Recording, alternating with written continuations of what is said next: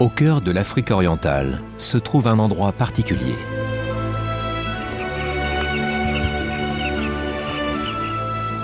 Une superbe vallée pleine de vie. Elle abrite 60 espèces de mammifères et plus de 400 espèces d'oiseaux.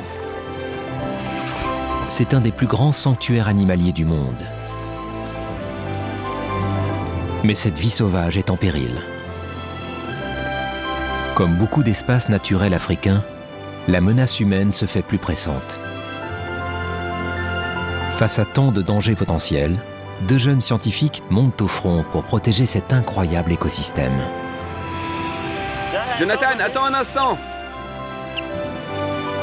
Ils vivent en pleine brousse, travaillant toute la journée. Leur mission ? Découvrir les secrets de la vie sauvage.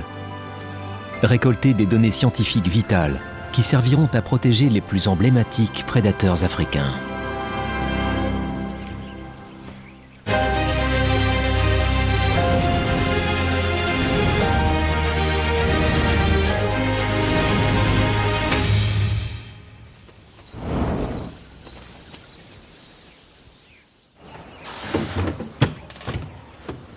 Il est 6 heures du matin. La journée commence pour Jonathan Merkel et Henri Mwapé. Scientifiques, ils travaillent avec le programme zambien pour les carnivores, ou ZCP. Ils ont pour mission de surveiller la santé de l'écosystème en étudiant les carnivores.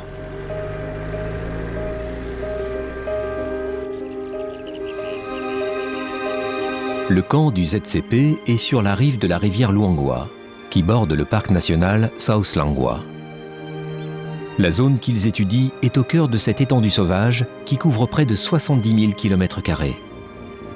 Un havre de vie sauvage riche et variée. Suivre à la trace autant d'animaux différents serait impossible.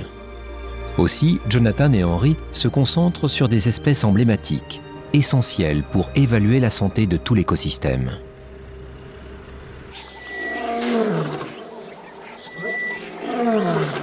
Le lion, le plus grand carnivore d'Afrique.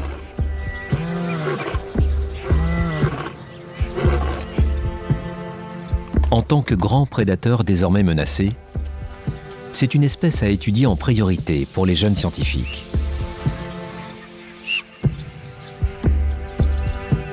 Les proies des lions sont des herbivores, comme le poucou, le zèbre et le buffle, lesquels mangent des plantes et de l'herbe. Cette végétation maintient l'équilibre de l'écosystème. Si les lions et les autres carnivores se portent bien, c'est un signe fort de la santé florissante de tout le reste dans la vallée. Aujourd'hui, l'équipe cherche la troupe Louis, un élément important de l'étude à long terme du ZCP. Jonathan, tu veux t'arrêter un instant? Hein? Stop!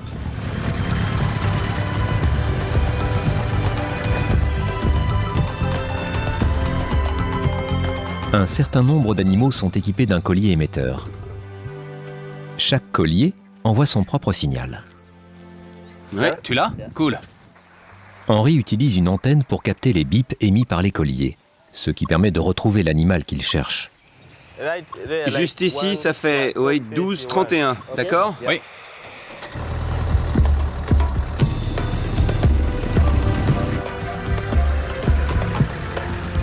Voyager à travers le pays prend du temps. Le terrain est très chaotique. Ce n'est pas facile de conduire ici. Ça s'amplifie. Oui. À 10 heures, je pense.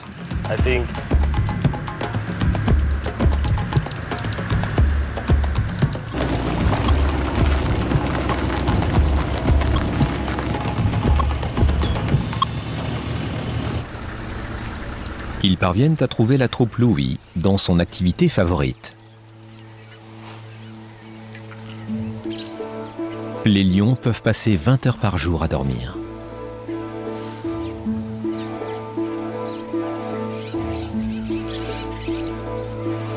Après un gros repas, les lions mâles peuvent dormir 24 heures d'affilée. La troupe Louis est constituée d'un mâle, 5 lionnes et 3 petits nés l'année dernière.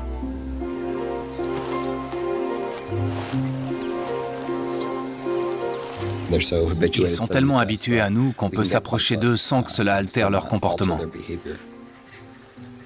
Bien sûr, on garde nos distances. On s'approche pour faire quelques photos, pour voir si on arrive à déceler des blessures.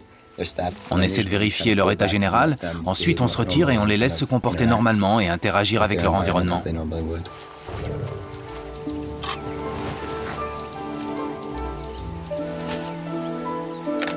Jonathan et Henry ont identifié 300 lions individuellement, avec des milliers de photographies.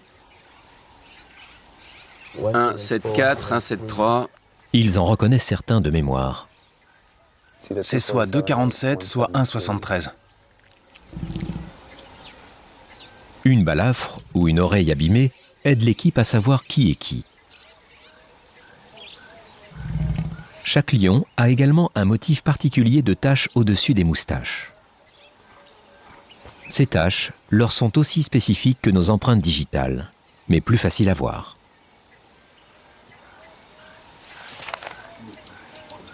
Je pense que c'est 5,80, 5,89. Oui, parce que sur le côté droit, on voit ces 3 taches près des moustaches. Oui, c'est bien elle. Une femelle, née le 9 mars 2013. Pouvoir identifier les individus permet de suivre tout ce qui peut arriver à ces lions. Maladies, blessures, reproduction.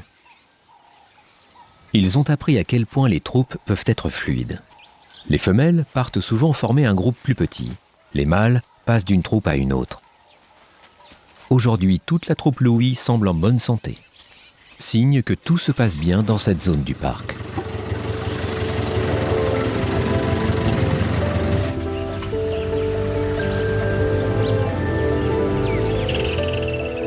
L'équipe a identifié 18 troupes de lions distinctes et tente de les retrouver le plus souvent possible. Ils passent des jours dehors dans la brousse et parcourent des centaines de kilomètres par semaine. En Afrique, le nombre de lions a diminué de moitié en 20 ans. 75% de leur habitat a disparu en 15 ans. La vallée de la Luangwa est un des derniers lieux sûrs pour les lions africains. Il est essentiel de les surveiller de près. Henry capte le signal d'un autre groupe. La troupe Nsefu, des lions parmi les plus fructueux de la vallée.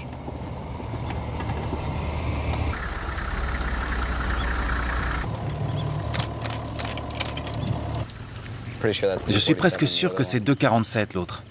Oui, c'est 2,47, cette femelle là-bas. Les scientifiques du ZCP étudient cette troupe depuis bientôt 10 ans. Ils ont vu les petits grandir et avoir des petits à leur tour. Là, ce groupe a 6 lionnes en bonne santé. Ce sont les femelles qui sont responsables du repas. À l'approche du crépuscule, cette bande de chasseurs est prête à l'action.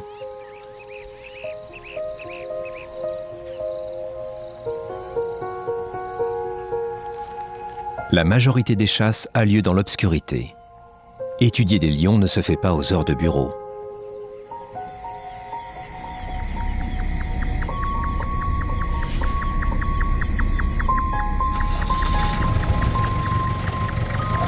Alors que la nuit tombe, l'équipe décide de rester. Les jeunes scientifiques veulent savoir ce qui est au menu des lions ce soir.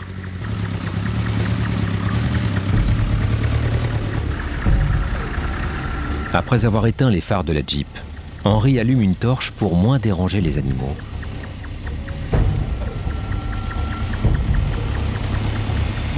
Je peux prendre le récepteur si tu veux. De nombreux lions ont une proie de prédilection. Ce groupe apprécie particulièrement les buffles. Suivre des lions affamés en chasse peut être délicat, surtout quand ils quittent les sentiers battus. C'est dense par ici. La nuit, c'est difficile d'accompagner ces animaux.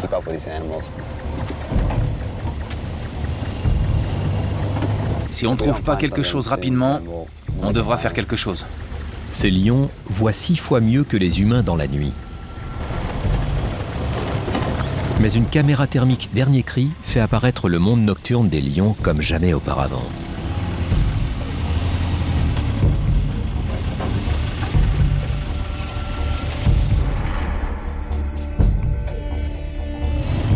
C'est l'un d'entre eux? Oui, ce sont eux. Ouais. Tu les trouves? Bien joué. On essaie de rester avec eux et de voir ce qu'ils vont vraiment chasser ce soir. Ils vont peut-être aller chercher de l'eau, ou bien peut-être qu'ils vont tenter leur chance près de l'eau, s'il y a des proies. Suivre une chasse fournit des informations essentielles sur ce que mangent les lions et sur la quantité. Cela donne à l'équipe un aperçu de l'impact des lions sur l'écosystème et sur la façon dont l'abondance des proies influe sur leur survie.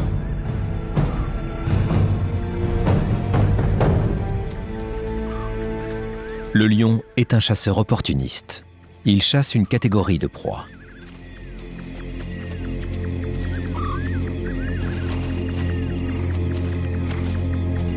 Ce soir, les lions du groupe Nsefou visent des poucous.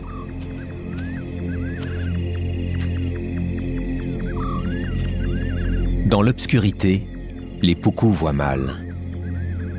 Ils se fient à leur ouïe et à leur odorat.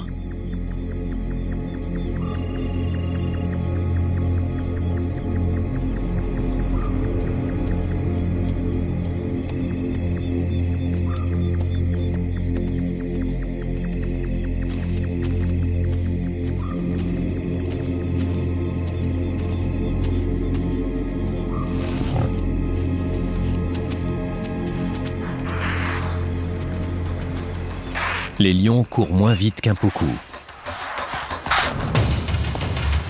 Ils ne chargeront pas avant d'être à moins de 30 mètres de leur cible.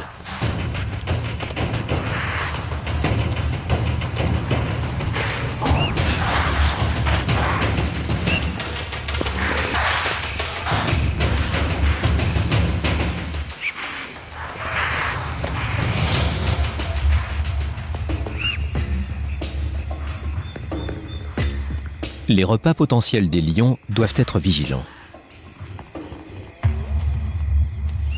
Bien qu'il soit le plus grand carnivore d'Afrique, le lion n'est pas le meilleur chasseur de la Luangwa. Le programme zambien pour les carnivores a remarqué qu'un tiers seulement des chasses de lions finissent en repas. La journée a été longue. Il est temps de rentrer se reposer.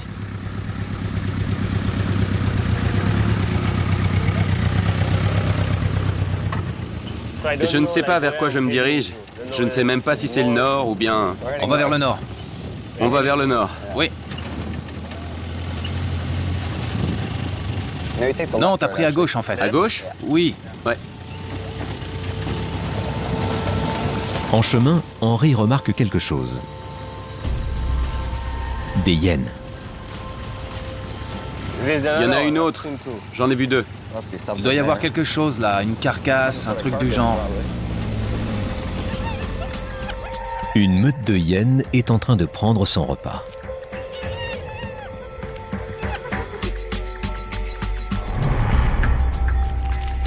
Un buffle. Cette proie a dû être récupérée de lions des alentours. Les hyènes vont tout manger sur cette carcasse, y compris les os, les dents, la peau et même les sabots. Elles se battent souvent près d'une carcasse, mais la stricte hiérarchie finit par dire qui mangera en premier. Une fois qu'elles s'y mettent, les hyènes mangeront autant qu'elles peuvent, aussi vite qu'elles le peuvent. Une hyène peut manger jusqu'à un tiers de son poids en un repas. Les voir ainsi nettoyer une carcasse de buffle montre que les chasses des lions peuvent être fructueuses. Une preuve de plus de la bonne santé des lions dans cette zone.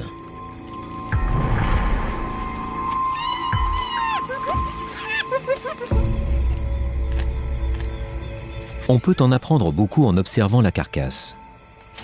Mais l'équipe ne veut pas déranger les hyènes et sortir du véhicule la nuit est trop dangereux. Ils devront revenir. Après une journée de 18 heures sur le terrain, il est temps d'aller se coucher. Attention à ce tronc.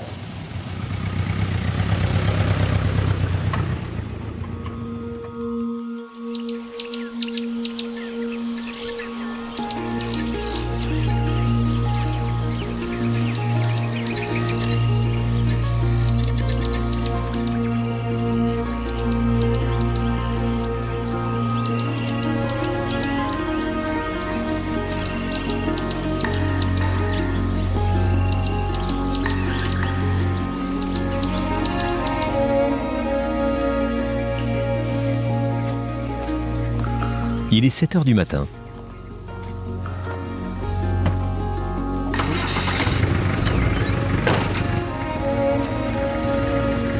Quand on vit dans la brousse, la vie sauvage est souvent juste à la porte.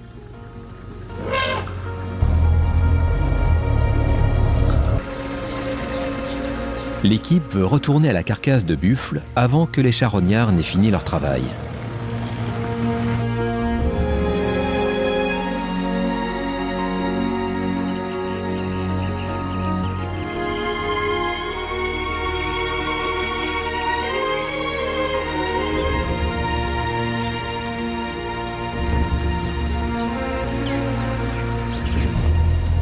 En s'approchant, Jonathan remarque une autre hyène.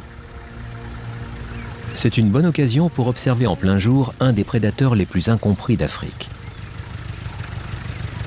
Les hyènes font partie du programme de recherche, mais sont plus difficiles à trouver. Peu sont équipés d'émetteurs.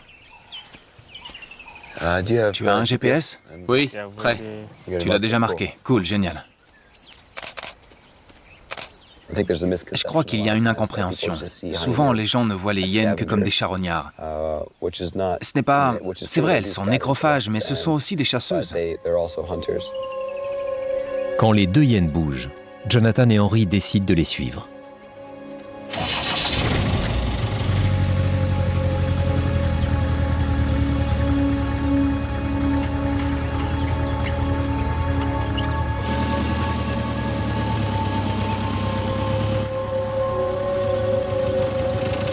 Il doit y avoir quelque chose.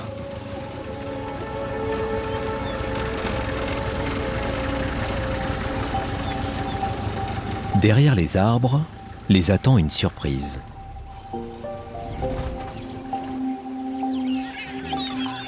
Une jeune mère allaitant une très jeune portée.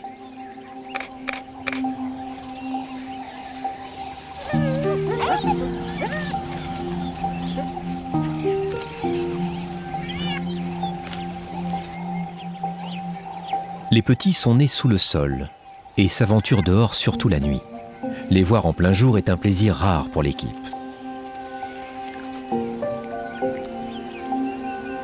Les taches apparaissent 5 semaines après la naissance. En voyant leur fourrure duveteuse, Jonathan et Henry estiment que ces petits ont un peu moins de 2 mois. Il y a 6 hyènes, c'est ça?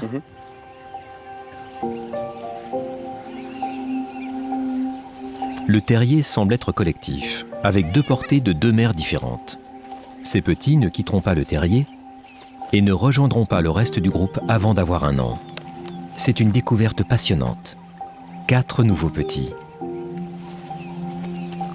L'équipe connaissant l'emplacement du terrier pourra surveiller de près le développement des petits et récolter de précieuses données sur le taux de survie des hyènes. Les hyènes ne sont pas populaires ici. Au cœur des mythes africains, on les associe à la mort et à la sorcellerie. En conséquence, les humains les persécutent.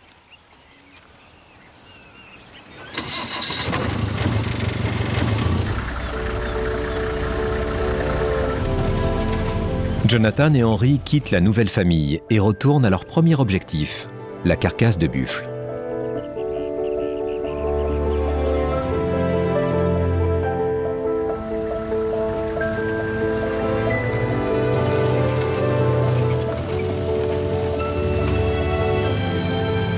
Les hyènes de la nuit ne sont plus là.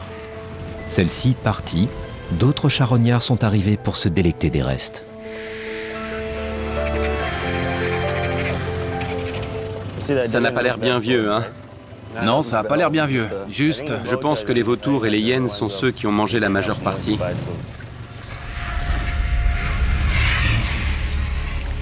Les vautours africains sont de bruyants convives, lançant des appels pour signaler leur position.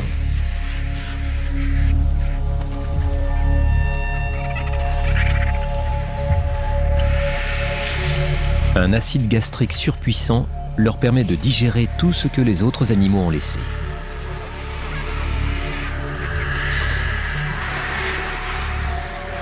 Leur tête chauve emblématique leur permet de plonger dans une carcasse sans avoir les plumes couvertes de chair pourrie. Cette profusion d'oiseaux sur la carcasse est un signe de bonne santé de l'écosystème. Les vautours nettoient les carcasses, empêchant la propagation de maladies dues à la pourriture. Mais le rôle de ces recycleurs de la nature a un coût. Les éleveurs empoisonnent parfois les carcasses pour tuer les charognards et autres prédateurs qui s'approchent trop de leur bétail. Les vautours arrivent souvent les premiers et mangent les restes empoisonnés, ce qui entraîne un rapide déclin de leur population. Malheureusement, les études suggèrent qu'ils pourraient s'éteindre en moins d'un siècle en Afrique. Ok, on va prendre Gibson et on va aller jeter un œil à cette carcasse. Gibson est un garde forestier armé qui travaille avec l'équipe pour l'autorité zambienne de la vie sauvage. Sortir de voiture est dangereux. Un animal mort attire des charognards affamés. Jonathan et Henry veulent ramener des échantillons au camp. Ils veulent récolter le plus d'informations possible. Des tissus et du sang permettront de savoir si le buffle était malade ou empoisonné. Les poils et les dents parlent de son âge et de son régime alimentaire. Ces échantillons seraient abîmés par la chaleur. Il faut rentrer à la base.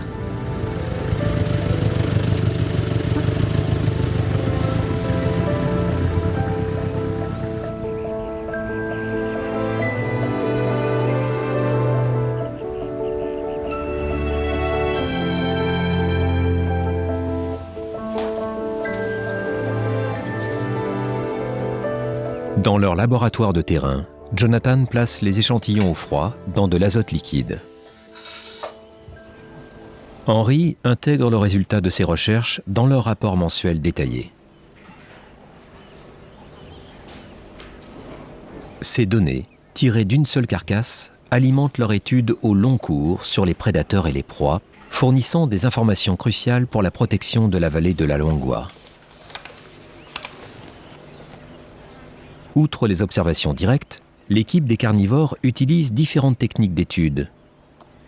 Ils ont disposé des caméras un peu partout dans la vallée, en des lieux soigneusement choisis. Ils espèrent récolter des images d'un de leurs sujets d'étude les plus discrets, le léopard.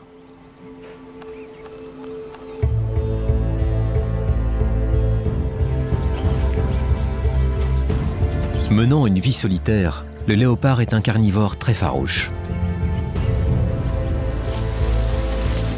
Il se cache dans la végétation dense et chasse habituellement dans l'obscurité. Le parc national de la Luangwa est baptisé la vallée des léopards.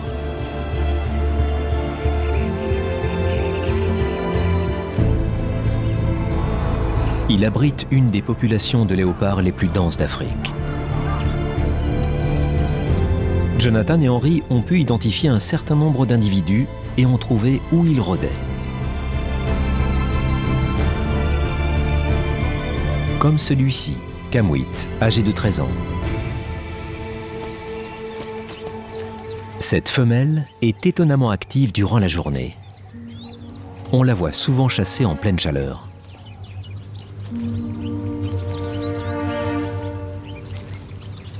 Elle règne sur son territoire depuis 10 ans.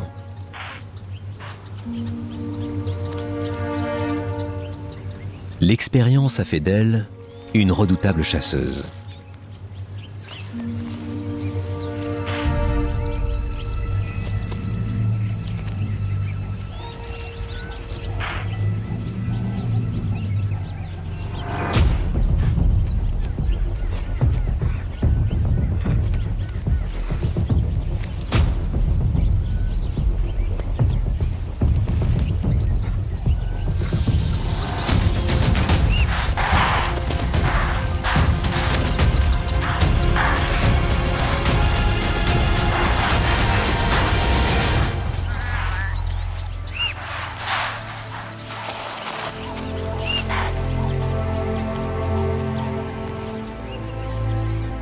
Les caméras du ZCP montrent également que les proies comme l'impala et les antilopes foisonnent dans l'habitat du léopard. Ces données suggèrent qu'une abondance inhabituelle de nourriture serait la clé de la prolifération des léopards dans la vallée de la Luangwa.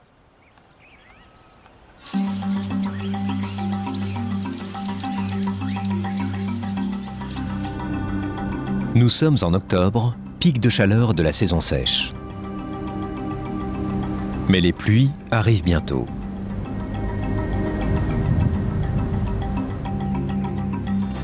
Les scientifiques du ZCP ont des données cruciales à collecter et doivent travailler vite avant les pluies.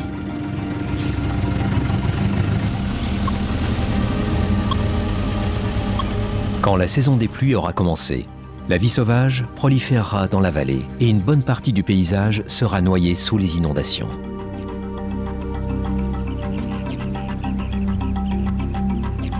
La végétation deviendra alors dense et impénétrable, le terrain boueux et impraticable.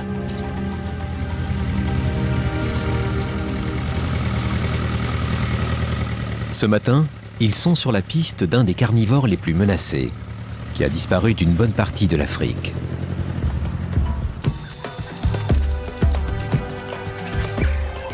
Le lycaon.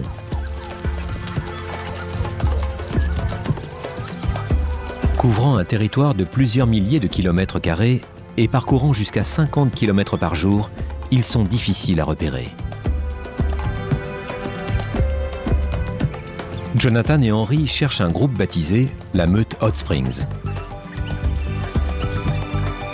Pour pouvoir étudier ces prédateurs, ils ont placé un collier émetteur sur les membres clés de la meute.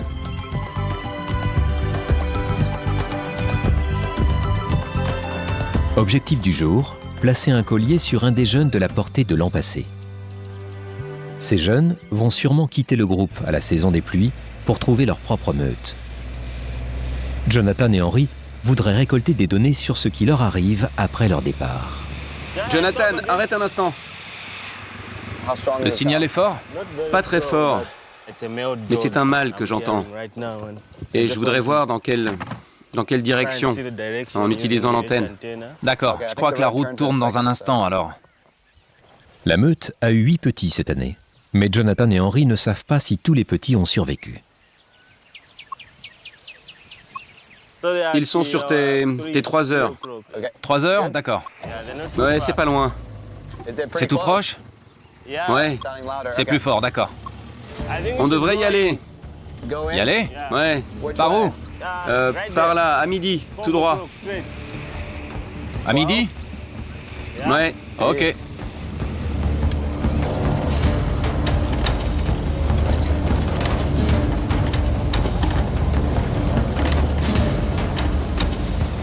Toujours midi? ouais, Ok.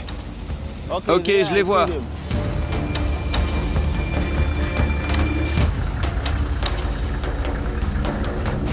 Tu les vois?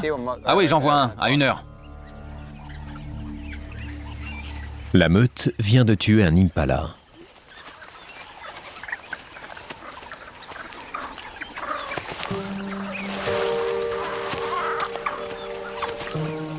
Bien qu'ils soient 10 fois plus petits que les lions, ces prédateurs doués réussissent 8 chasses sur 10. La meute mange presque tous les jours.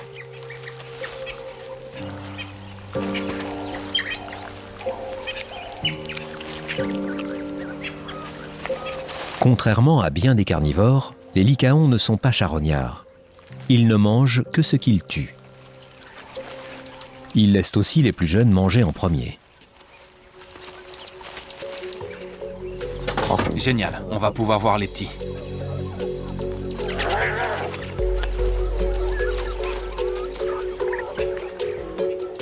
Combien de petits tu vois? Je vois 8 petits. Oui, 8 petits, super, ils ont tous survécu.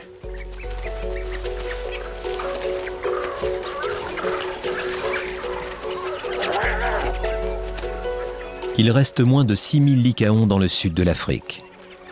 Que ces petits soient en bonne santé est une bonne nouvelle. Il y en a de l'an dernier aussi.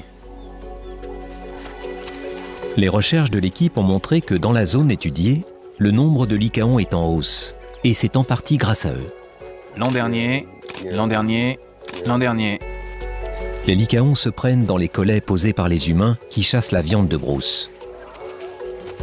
Les efforts du ZCP pour sauver les lycaons et stopper l'usage des collets semblent avoir amélioré le taux de survie. C'est le seul endroit en Afrique où la population de lycaons est aussi florissante. Là, il y a une femelle alpha. Les petits ne resteront pas toujours dans la meute Hot Springs. Chez les lycaons, les mâles et les femelles quittent leur meute pour trouver des partenaires et rejoindre des meutes bien à eux. Ils partiront bien avant d'avoir 3 ans. Les suivre à la trace après leur départ est un élément clé des recherches de Jonathan et Henry. La meute se reposant, c'est une bonne occasion de mettre un émetteur à une jeune femelle. Elle devrait quitter la meute à la saison des pluies. Jonathan appelle du renfort. Mike Bravo, Juliette Mike. Mike Bravo, à vous. Je vous tiens au courant, on est avec la meute Hot Springs en ce moment. À vous. Génial, super, Hot Springs, vous dites, à vous. Affirmatif. À vous. Bien su, allez-y et contrôlez, à vous. Cool, bien reçu. Je coupe.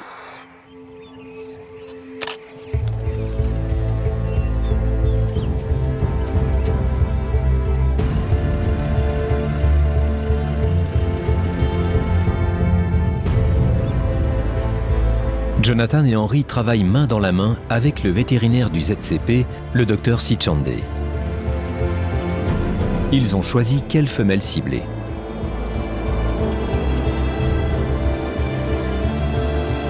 Il faut d'abord l'endormir avec une fléchette anesthésiante.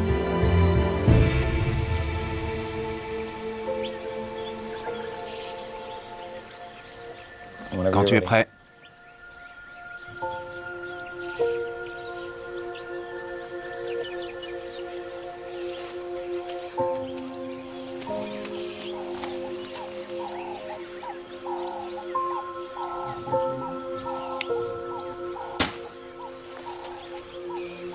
Ok, bien.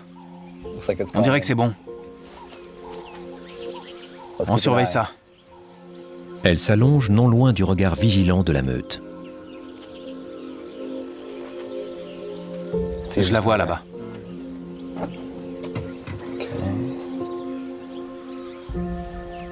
Ok, essayons de nous rapprocher. On essaie de voir comment elle est. Ok, bien. Allons voir.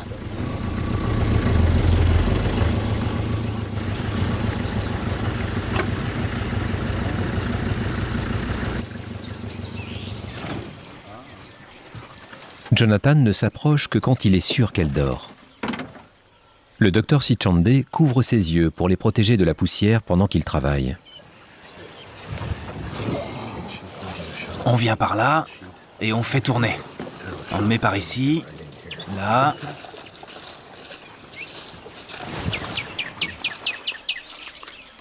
L'équipe doit travailler vite. Moins longtemps elle sera endormie, mieux ce sera. Tu peux noter, 4 respirations en 23 minutes. Il garde un œil sur ses constantes.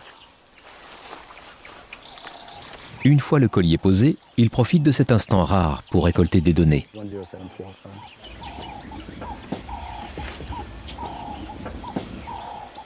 36,4. 36,4.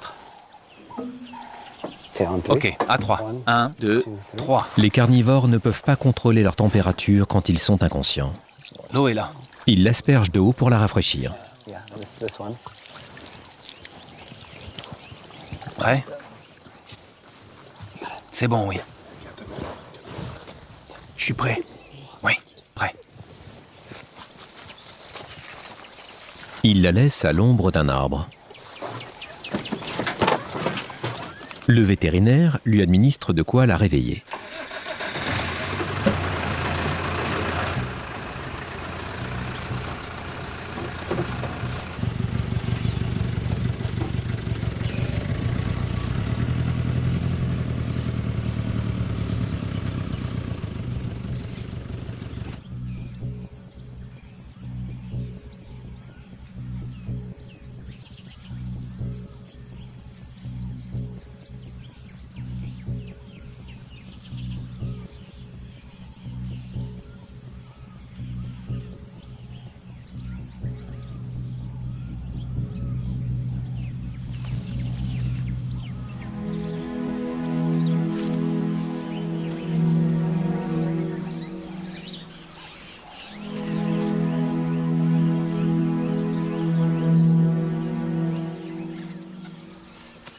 faut pas longtemps pour être sur pattes. Un peu sonné, mais ce n'est pas le bout du monde.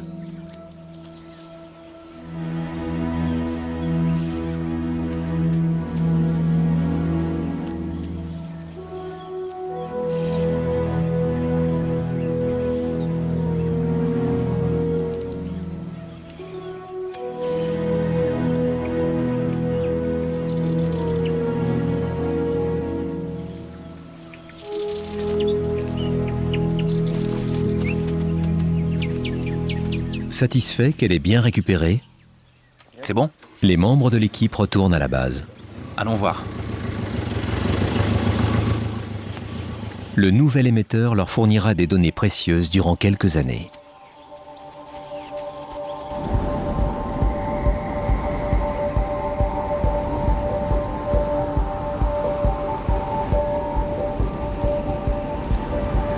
À la mi-novembre, le ciel est couvert de nuages d'orage. Mais le sol est toujours sec. L'équipe doit encore mener une tâche à bien avant les pluies. Ils veulent jeter un œil au groupe Nsefou.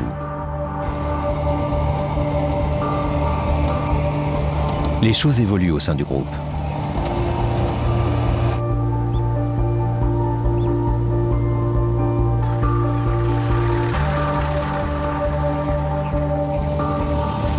Je pense qu'on va y retourner et observer un peu. On voudrait retrouver la lionne du groupe Nsefou qui a un émetteur. On voudrait l'observer parce qu'elle a eu des petits cette année. On voudrait savoir comment ils s'en sortent, elle et les petits. La mortalité est importante chez les jeunes lions. Il est donc important de pouvoir observer les deux petits et de vérifier leur santé. Mais Henri doit être à moins d'1 kilomètre pour capter le signal du collier. Tu penses que ça vaut la peine d'aller de l'autre côté ou on va juste continuer? Je pense qu'on continue. Ça devait être autre chose. C'était pas son signal. Ok, c'est pas loin? Oui, c'est plutôt proche. Le signal augmente. Ouais.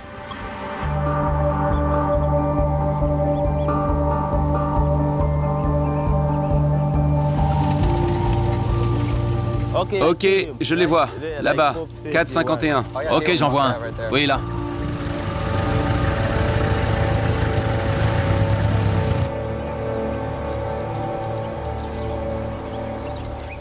Une fois qu'ils ont capté son signal, ils trouvent d'autres membres de la troupe allongés à l'ombre.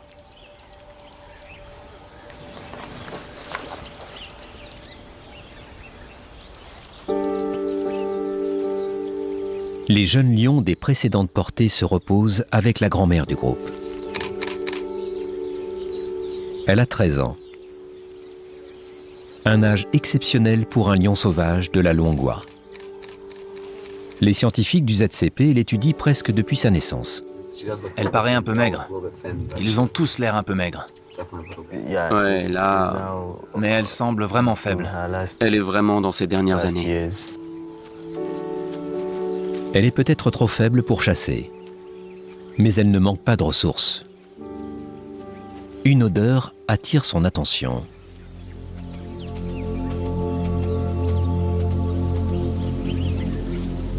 Un léopard vient de tuer un impala.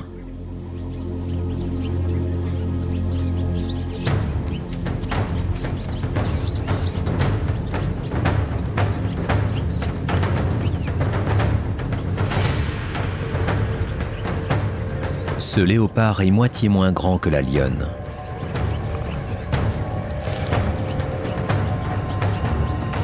Il ne veut pas tenter un combat, même face à une vieille dame de 13 ans.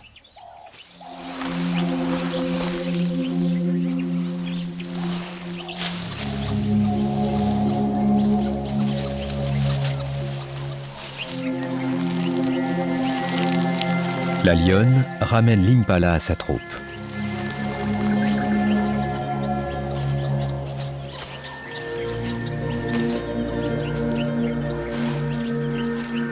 Avec gratitude, ils se servent.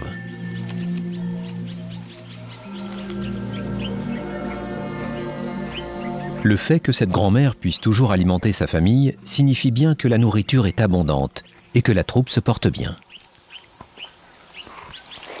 C'est un autre indicateur de la bonne santé de la vallée de la Luangwa. Retrouver des têtes familières est agréable. Mais Jonathan et Henry veulent retrouver la lionne qui a récemment donné naissance à 2 petits.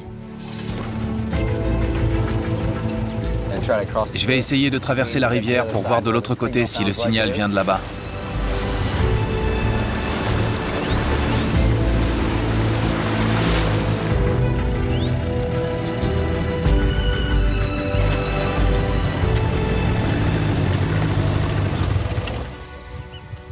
Là, je pense que la mer est quelque part.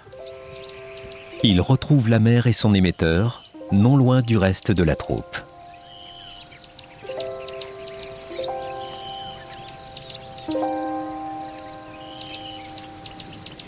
Le petit est sur ta droite. Sur ma droite? Oui.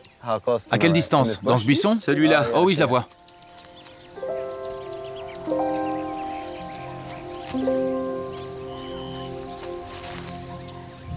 Elle a l'air en forme.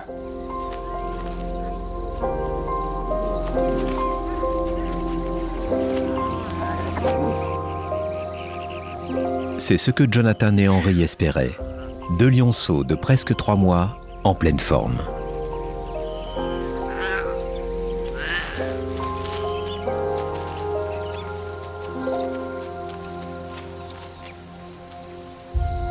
Et il y a d'autres lionceaux à ajouter à leur liste. Il y a un petit qui arrive là. La lionne à l'émetteur est rejointe par sa sœur, qui a aussi des petits encore plus jeunes.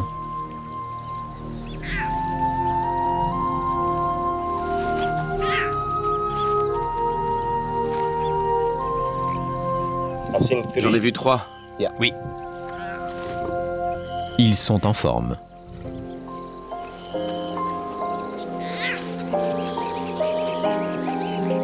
Les 5 lionceaux têtent encore, mais c'est problématique.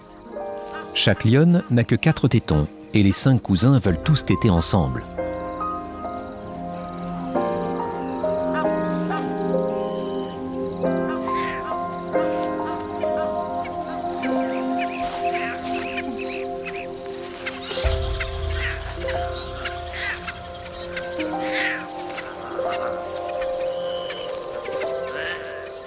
Les 2 plus âgés ont plus que doublé de taille depuis que Jonathan et Henry les ont vus. Bientôt, ils passeront plus de temps avec le reste de la troupe, trouvant leur place dans cette famille élargie.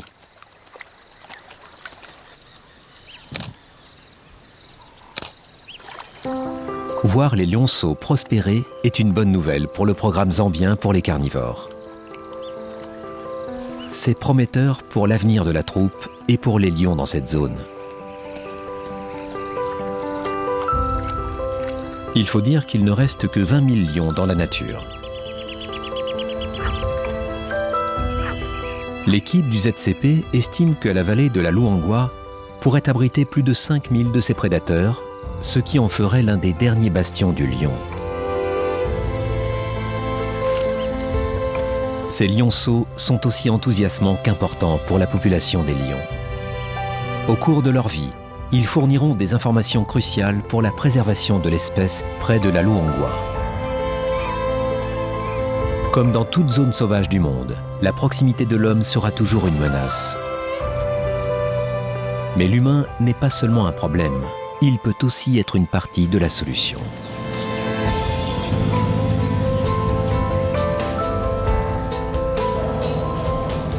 Notre but est de conserver des carnivores et de protéger toute la zone pour que le parc et tout son écosystème soient encore là pour les générations à venir. Recueillant des quantités de connaissances et consacrant leur vie à la brousse africaine, Jonathan, Henry et le programme zambien pour les carnivores continueront de veiller sur les prédateurs qui vivent et prospèrent dans cette vallée sauvage, en les protégeant au fil des ans.